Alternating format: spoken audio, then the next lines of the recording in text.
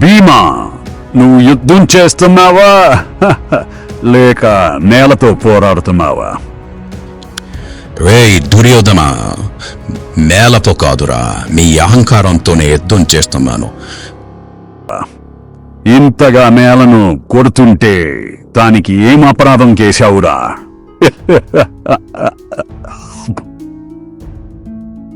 కానీ నువ్వు నేల మీద పడి ఉండలేక నేల దగ్గరికి జాడి పడుతున్నావు కాబట్టి దానికి కొంచెం ఉపదేశం చేస్తున్నాను రా.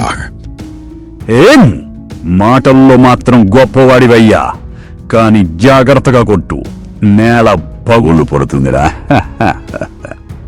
నేల పగిలితే పర్వాలేదు, నీ గర్వం పగిలితే చాలు. అది ఎన్నో ఏళ్లగాను పగిలేందుకు సిద్ధంగా ఉందిరా. అంటే నువ్వా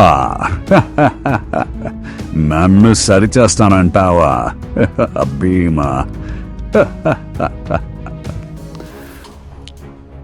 అవునరా, నన్ను ఎదుర్కొనేవాడు ఎవరైనా మారిపోతాడు.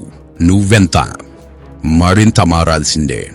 అరే తిండిపోతు భీమా, యుద్ధం కంటే నీ మాటలే ఎక్కువ గాయపడుతున్నాయి. జాగ్రత్తగా ఉండు.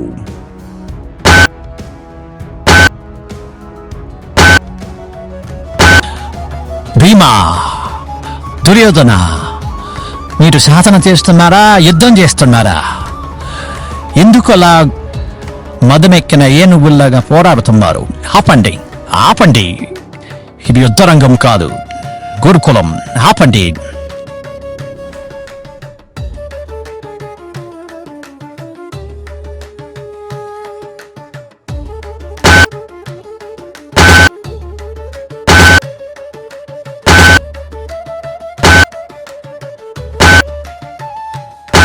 ఆపండి, ఆపండి.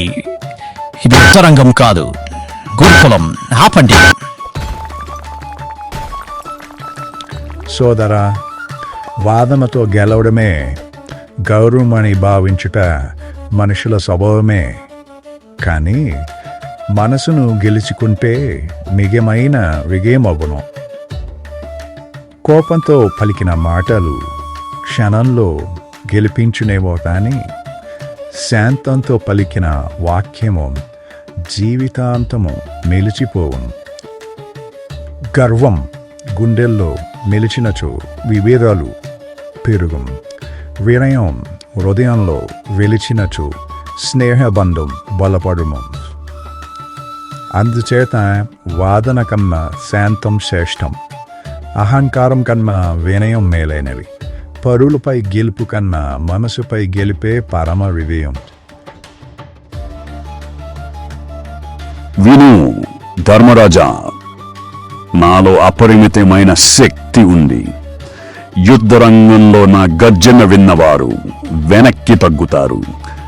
నువ్వు మాత్రం మాటలతోనే గెలవాలనుకునేవాడివి. నీ బలం నీ వాక్చాతుర్యమే తప్ప భుజబలం కాదు. శస్త్రాలు మెరుస్తున్నప్పుడు నీ ధర్మవాక్యాలు ఎవరికి కనబడగలో చెప్పు? గాలిమాటలు గర్జన కాదా? ఒక్కసారి విసిరితేనే నిజమైన బలం తెలుస్తుంది. అందుకే చెప్తున్నాను, నాలో శక్తి ఉంది. అతి మాటల వాక్చాతుర్యం కల రాజు మాత్రమే. దుర్యోధన, గర్వం గర్జించినంత మాత్రాన గొప్పదవుడు. అది కొండపై ప్రతిధ్వని లాంటిది. శబ్దం ఎక్కువ, సారం తక్కువ. వినయం మాత్రం నిశ్శబ్దంగా ప్రవహించే గంగలా ఉంటుంది. అది ఎవరికీ వినిపించకపోయినా అందరినీ తాకుతుంది. గర్వం కళ్ళని మూసివేస్తుందయ్యా. వినయం మనసును తెరుస్తుంది. గర్వంతో నడిచేవాడు తాత్కాలికంగా ఎదిగినట్టే కనిపిస్తాడు. కానీ వినయంతో నడిచేవాడే శాశ్వతంగా నిలిచిపోతాడు. అందుకే చెప్తున్నాను, గర్వం కాదు, వినయం గొప్పదయ్యా.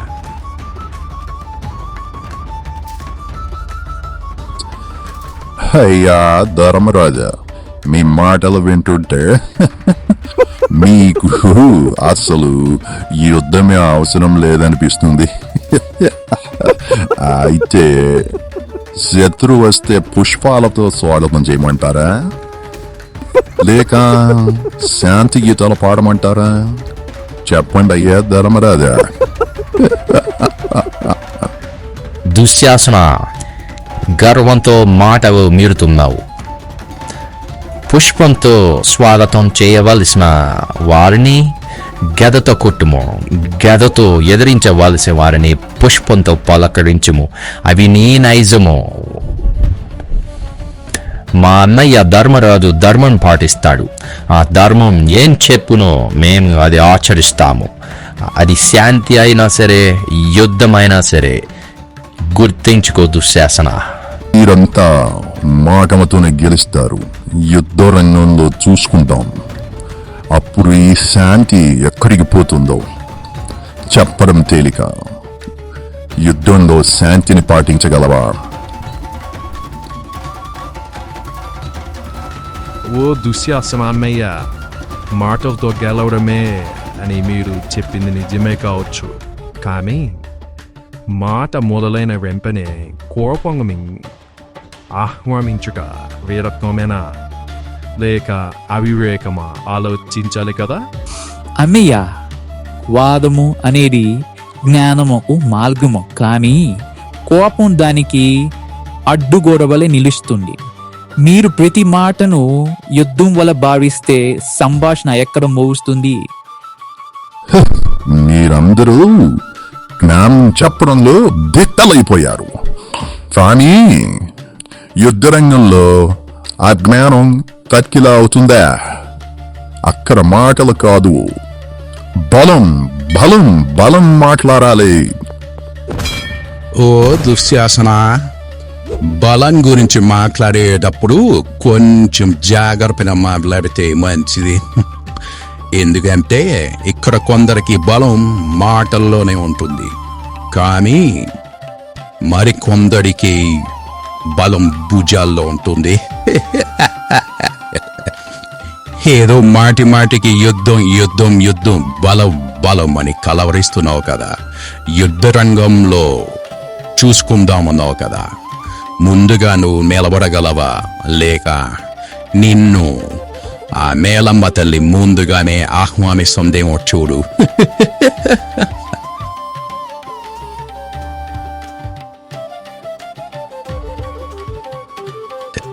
అయితే ఈ వాదమంతా వినిపిస్తుంటే మాకు ఒక సందేహం వచ్చింది.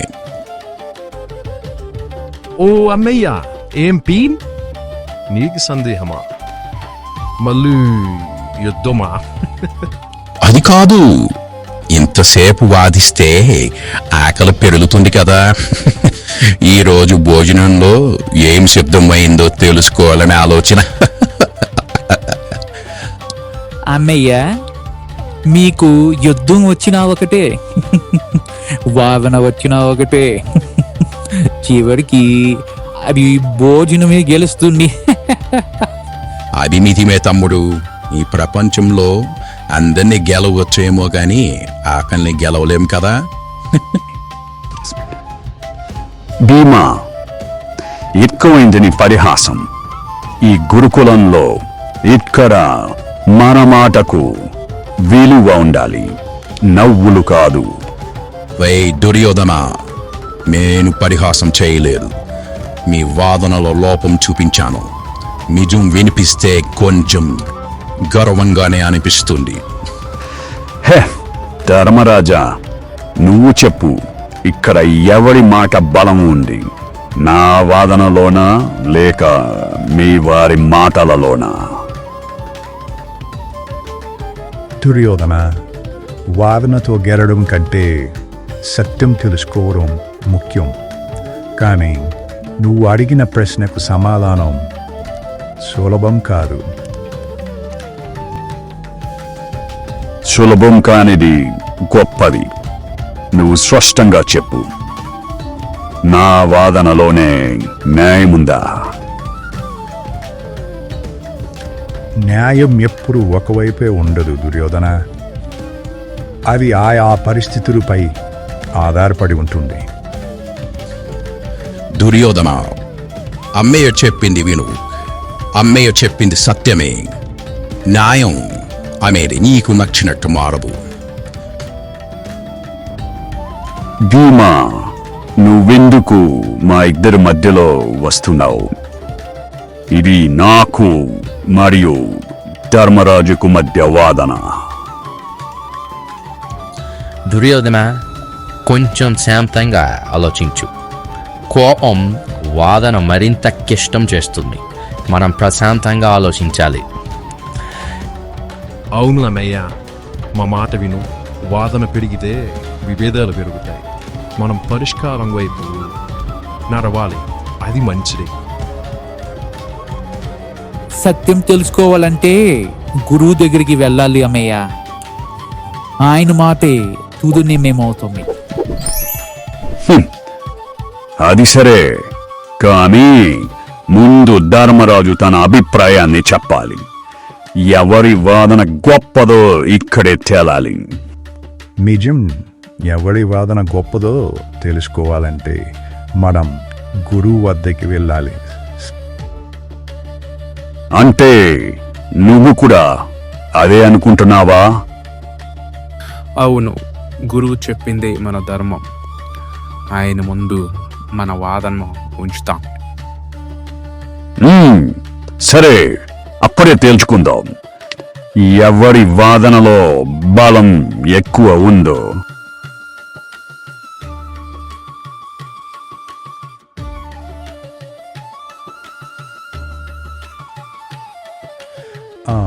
సరే, వెళ్దాం. సత్యం ఎప్పుడు వెలుగులోకి వస్తుంది.